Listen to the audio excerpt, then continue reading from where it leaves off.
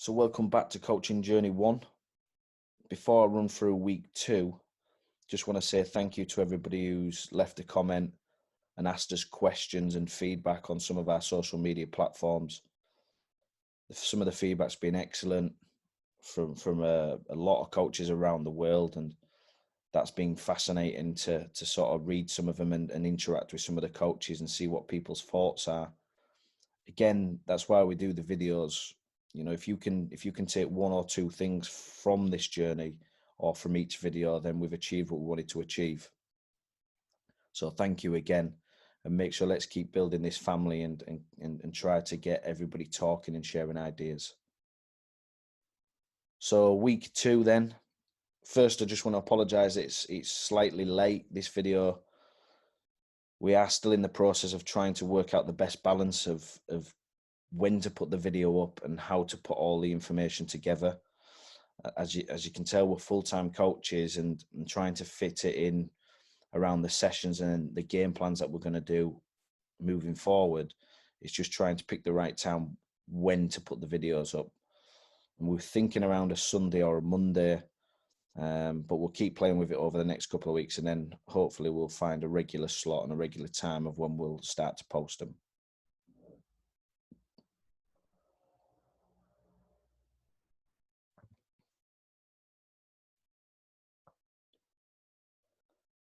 So on to week 2. This is as close as we can get to a normal week. There obviously is still rules and regulations that we have to stick to around social distancing and the amount of time each player is involved in a session. But for now, this is as close as we can get. So it starts to give you an idea of how we like to work throughout the week. So just to give you an overview, session 1 will be focused around building the attack. And within that, we've got 3 practices. So we've got a transition session in part 1.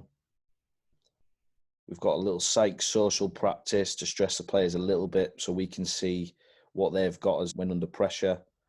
And then practice 3, just a bit of an introduction around the 3 connections on the pitch. Session 2 later in the week is around a high press. And we've introduced that into small-sided games with just a few conditions.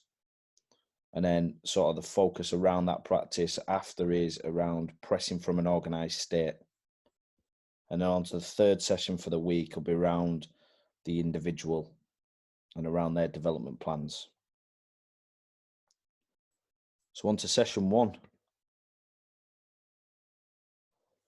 So session 1 is building the attack. And just at the bottom here, so when you're looking at the sessions calculator, this is just for us as coaches to understand how many sessions that we've had and where the team are at. So this will be the first time that, for me, I've worked with the players on building the attack. So that'll be number 1. And then next time I work on something about getting out or building the attack, I'll make sure that I highlight this as a green as well. And it just gives me an indicator of where the team at and if the players are getting it. So do I need to reassess myself, my language on how I'm doing things, or does a team just need more time? And this just gives me an indicator of where we're at.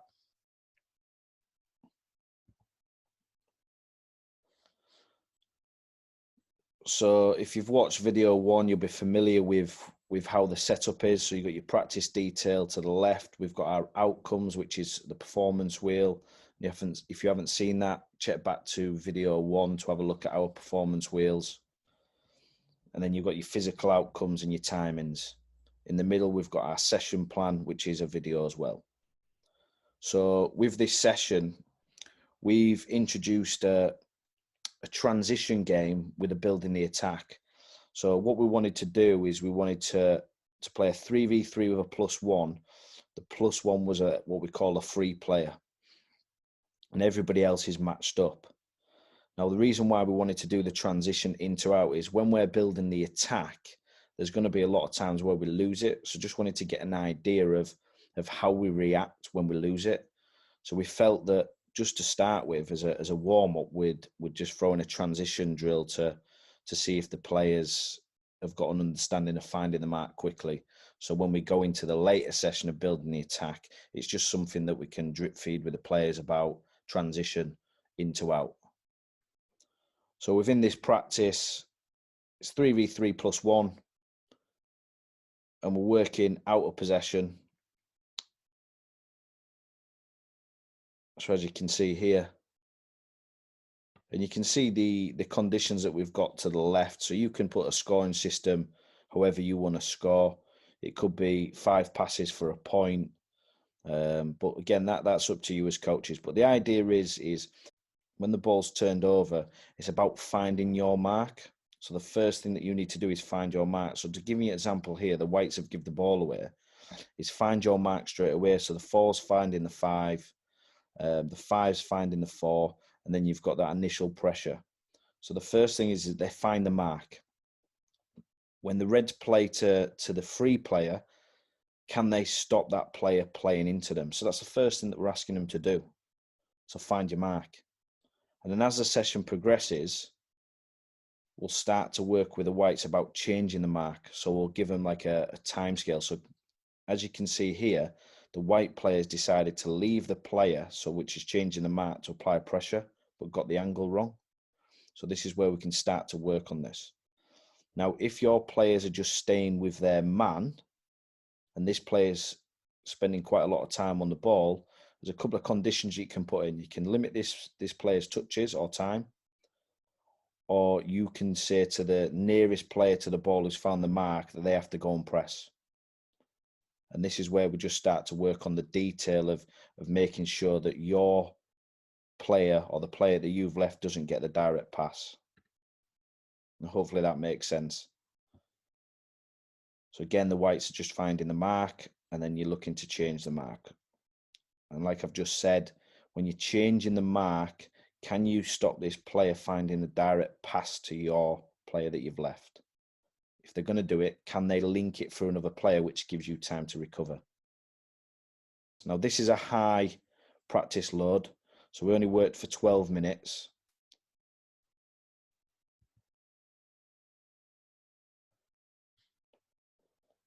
So on to the next practice. So you've got your detail here to the left. The practice outcomes is shape, support, speed, supply. So we're looking for the White team to get their shape within 3 seconds, especially when they've got the ball or the keeper's got the ball. We're looking at quick supporting angles, so behind their marker or beside, and it could be below to just get it and play it into the goals. We're looking at like moving the ball at high speeds. Because we're in front of the goal, we've got to move it quick. And then you're looking at that detail of the pass, so playing it into one of the goals or how they combine, making pass playable. Again, it's a high workload again. And then you've got your area size here. So how the practice will work is the Whites will play out in a 4v3, and they're looking to score in one of the goals. Starting with like you would in a game, so they can start in the 18-yard box and Reds not being able to go until the first pass. Once that ball goes dead, whether it's a goal scored or goes out, then the Reds then attack and it becomes a 5v4. So they have to quickly get tight together. And that's why we introduced the transition game just before. So it's when we lose the ball, we're getting into good habits of getting tight and organised and not having that moment to allow the opposition to just go on and score.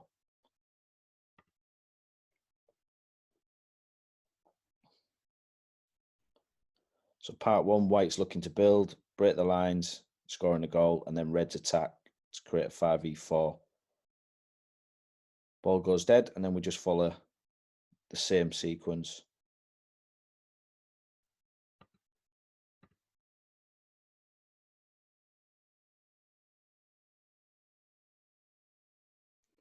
And what we wanted to do was just to stress the players out. And it was interesting because they really, really struggled with it. And it's the first time that they've done this session.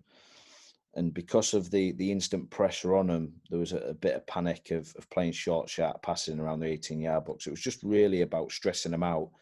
And for me to see as a coach of which players are brave enough to just keep getting on it, even when they've made a mistake. but then also which ones are focused on their job when they've lost possession. So we didn't do much coaching in this. It was just play and really stress them out. What I did do is I talked to the Reds slightly about certain ways of pressing to then see how the Whites would cope with different scenarios. And then that gave us a good indicator of like how the players adapted without us helping them.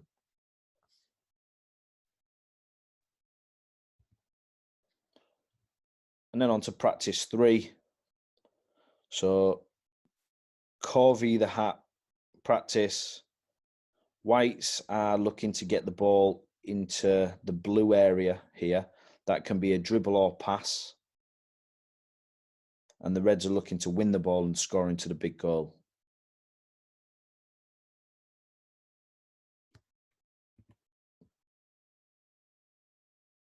So we'll play this now.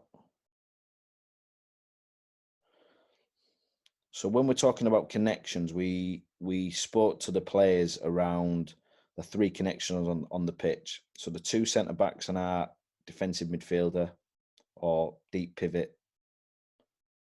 And then the connections down the outside. And again, this was just something that we wanted to introduce to them. We didn't overload them. It was just to give them a couple of ideas. And what we said is one of the conditions is one of these players must be in the top end of the pitch, so in the end zone. So an example, if the 3 pushes up, the 8 can drop and the 11 can come into play. And then vice versa, if the fullback comes inside and the 11 drops, the 8 goes into there.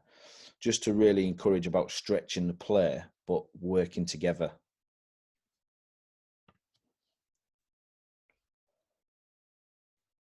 And this is something that we'll run through more throughout the season to try help the players get on the ball and stretch the play as well. So if you look at this example here, in this one, the fullback stayed low, the wide forwards dropped slightly, and then the 8's gone and penetrated their defensive line. Now we give them options of scoring, so they could play into the 8, they could play into the keeper, or they could play the opposite side for the wide forward to run in, so this line across the middle. So really encouraging when they find that free player to either play the short, medium or long pass, but getting them to think forward. So look forward, play forward. So once you've done your rotation and found the free player, this is what we're looking at. Now, because the players are at an age group where some are physically more developed than others, this might depend on what choice they pick. So if you've got someone who's not physically really strong, might not be able to play that. So can they find the way through? As a coach, I'm not too fussed if they do try to play that and they don't make it. As long as I've seen it, that's the key thing. We can go back and address the technique, or we can look at the physical development as we go through the season.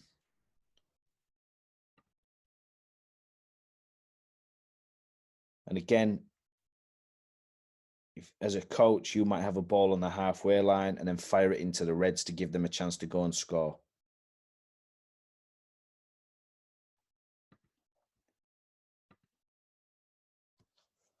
So we're just looking at this now, same thing.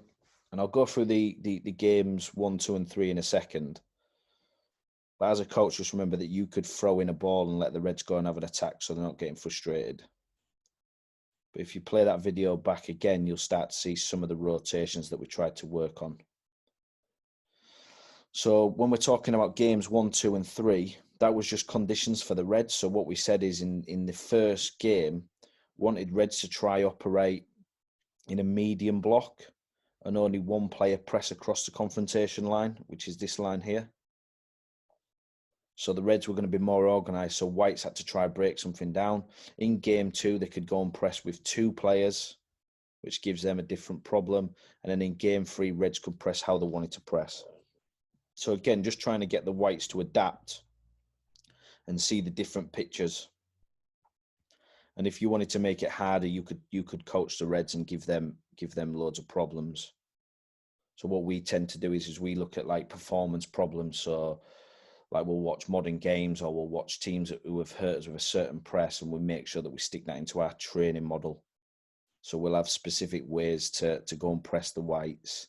to give them problems to see if they can solve it themselves before we step in. So session 2, high press, and this is the first time that we've worked on this with this squad. So we started the practice off with small-sided games, 3v3s, because of the numbers that we had, and we just added little conditions, little things that we want to see the players doing within games. So part of our game model. The detail of the practice is in here. So it's a normal game, so corners, free kicks and throw-ins. But when the ball went for a goal kick or those goals scored, the opposition dropped behind the line, the halfway line, and allowed these to play out. Couple of points. So 1 point for either team scoring, 2 points if the team win it in the attacking half and score, and a bonus point if all 3 players have crossed the halfway line. The outcomes: desire to run and win personal duels, so really physically demanding here, so making sure that you're working hard. Deny, to stop the opposition from playing forward or travelling with the ball. Deflect, so deflect them away from danger. Then defend, winning the ball cleanly, and if you can win it and maintain possession, brilliant. You've got the practice duration over here. It's a high practice load. All right, and then you've got the area sizes.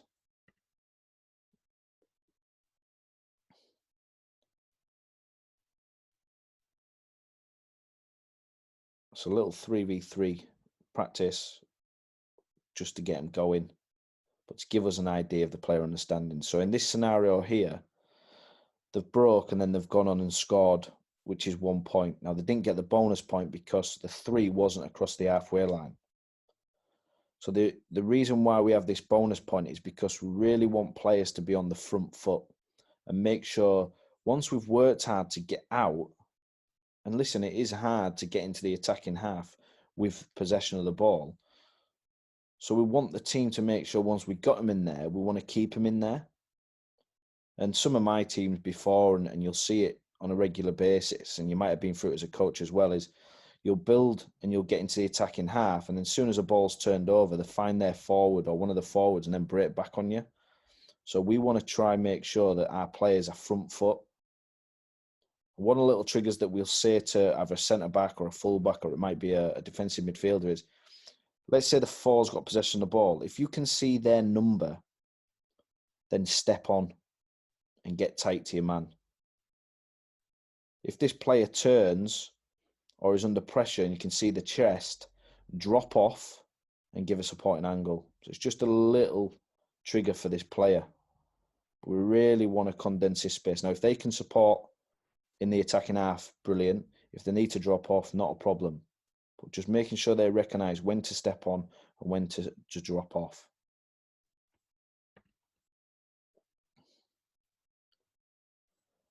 Now, it didn't show it in this video, but what we'd say is if there's a goal scored, we'd get these to retreat beyond the line and let these play. For example here, Whites have won the ball high up the pitch and they've scored. So that would be worth 2 points. And because the 3's high and you can see the numbers, excellent. So if the Blues do win it, it's going to be difficult to play into the 7 and link. They'd have to break this press rather than playing forward, which makes it harder for the Blues to get out. And these are just little conditions to try and get your players into good habits for the way you want to play. Now, you might not want to play like this, but it's good to have a think about conditions that you use in the game that you want to bring out in your game model.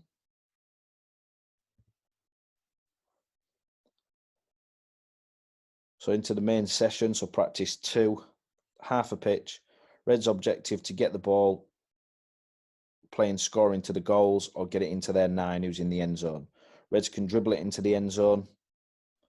And also we give the Reds a condition. So we said they could build with a 2 plus the keeper, or one of the other Reds could drop in and give them 3. That just gives the Whites problems to solve.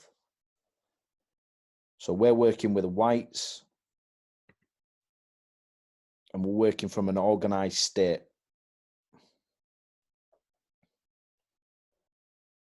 So for the first part of the practice, we were saying to the whites, can we work in a medium block? So this side of the confrontation line, that red line. And it just gives us an idea of their understanding of how to do this. So I let them play for 2-3 minutes in this medium block.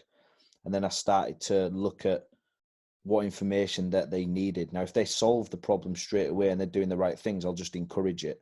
If there's little things that I see, that's when I'll have to step in. So there was a rotation between the reds in that 2 minutes where I let them play, and the 9 got dragged out. So my little point to the 9 is just allow the ball and man to stay in front of you because they're not hurting you, and try to just block this inside space rather than pressing. My message to the whole team around the ball was to try fill 3 to 4 channels nearest to the ball. Go together, stay together, arrive together. So looking at the practice outcomes, the desire to get across the pitch and deny them forward passes. So the desire and deny and deflect. And then if they do play into these areas, that's where we're looking to defend and try to nick the ball. But when the ball's in there, we're quite happy with that for now. So we're having a look at the organised state to start with, and to see if we can get them into that sort of where we can look to press, like here. So one of the triggers is when the ball went into the full back and the play back, we're asking the 9 to block and press.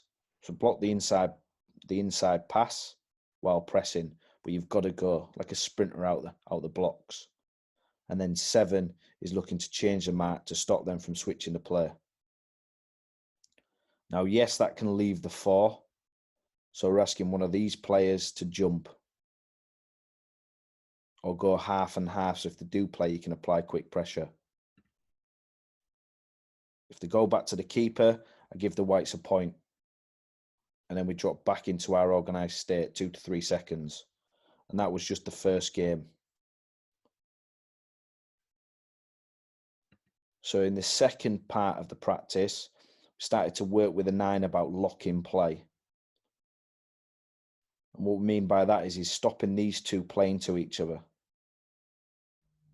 and trying to lock the play on one side of the pitch so everybody else then can get tight on this side. Now, if they play back to the keeper, not a problem, because they've gone further away from the goal, and then we can get ready for the 9 to lock on the other side. Sorry, just go back to that. My mistake.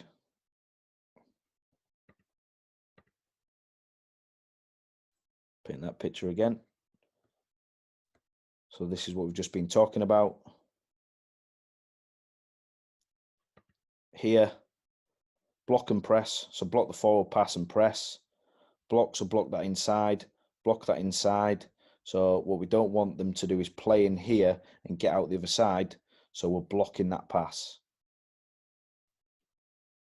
Wide forward on the other side. Can you affect the fullback and can you affect the centre half? Don't commit to one or the other. So if you go too high there, it might break out and switch the play, especially at an older age group. And don't commit to the fullback too much because they'll play to the centre half and play around the 9, which means that you're going to have to do extra running. To go back to the keeper, point for the whites. And then the last part of the practice was to jump from the 10. Now, we didn't actually get to this bit because there was quite a bit of detail that we ran through with a team and we were sort of limited on time due to the risk assessment. So we didn't actually get onto this, but we'll run through it to give you an idea. So we just wanted to work and press from the 9 and 10. So jumping from central areas. But the same picture or when the ball was wide. So block, lock, block and press, block.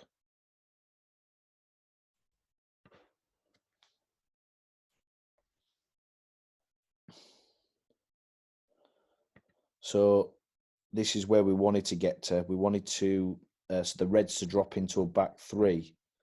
And we wanted to work this scenario. Now, how we usually do it is we just jump on a midfielder and then we work finding and changing the mark against that 3. So just to give you an example, we push on our defensive midfielder and we sort of go to a 4-4-2.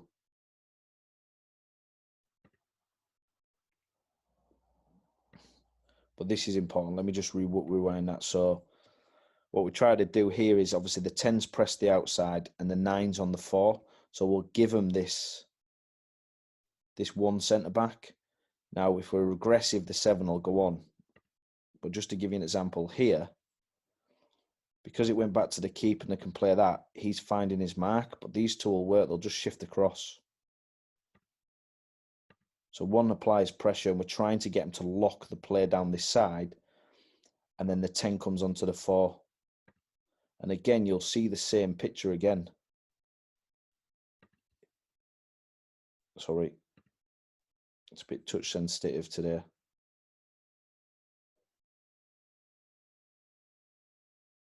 So you see here, it's the same picture, but the 4's deeper, so our 10's higher. But it's the exact same picture. So it's the same message to your wide forward, the same message. So you don't have to confuse yourself as a coach, because actually what you're doing is you're forcing the ball into the same area and it's the same picture.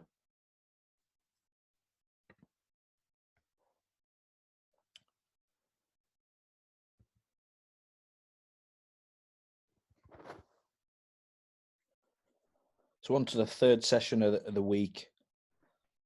So just looking at the individual development, really. How a normal week would work is we'd either have a fixture midweek, so we'd fit this in around the fixture, or if we're playing on a weekend, then we'd tend to just do some IDP work the night before a game, just to keep it nice and light, but just to get the players switched on what we expect from them, but also to help them develop as a player. So we just kept this in here for this week.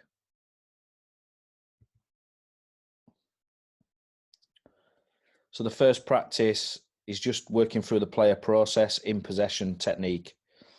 Real simple practice where they're just passing it to each other and receiving and then releasing. So just looking at that, the practice outcomes there of scan, see the ball, see the next move beyond, beside and below, receiving skills, back foot, open body because there's no pressure. And then you're looking at the quality of the pass, the detail, making sure that the pass is playable. Nice, clean passes. And then you're looking at the workload here for 16 minutes. It's medium. And then you've got your area size. So real simple practice, but just looking at that player process of in possession. We went through that on video 1 around our performance wheels. And we talked about like the detail behind that. So if you haven't seen it, make sure you check out video 1. But these are the types of things that we're just looking at. So here, just little movement beside, receiving with the back foot, and then play it in. Nice clean pass. Little movement again, making sure that the work opposite side, so the receiving with the right foot and left foot. And making sure that the scanning. So a little one that you could put in here is the end player could work left or right. So as the ball's traveling to, let's say, the 4 in this scenario, if the 8 moves onto the nearest cone, can he scan, receive it, and then play it towards this cone? So getting the players on the end to slide left and right as the ball's traveling.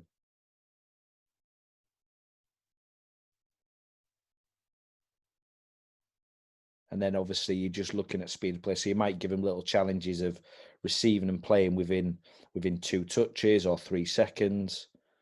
You might get the players to overhit the pass, to exaggerate it, just to challenge the players a little bit. You might get them to spin it in. Just different types of ways of challenging the players, but making sure that this player is receiving the ball and playing it cleanly.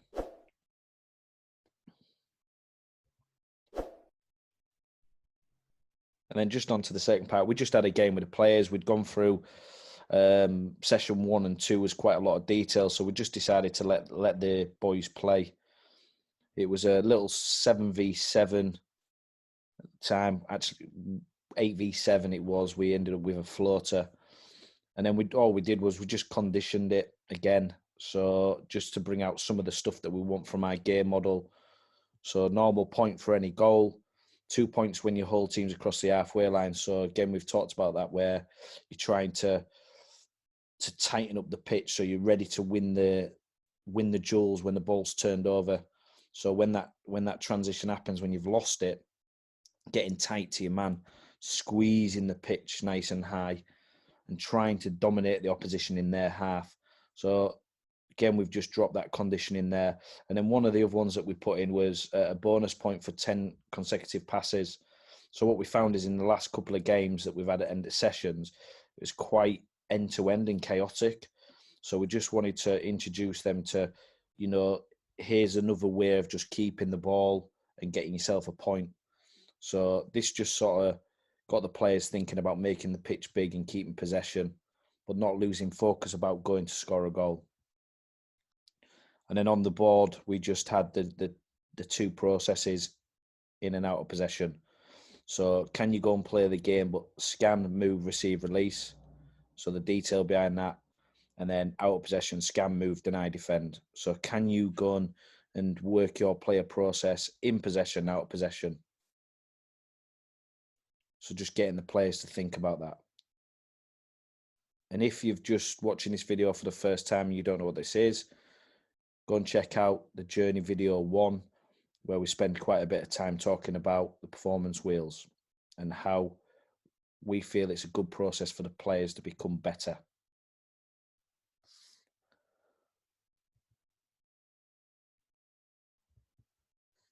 So that's the end of week 2. So there was no game at the end of week 2. It was just getting used to the format of training 3 times a week again. So we left the game.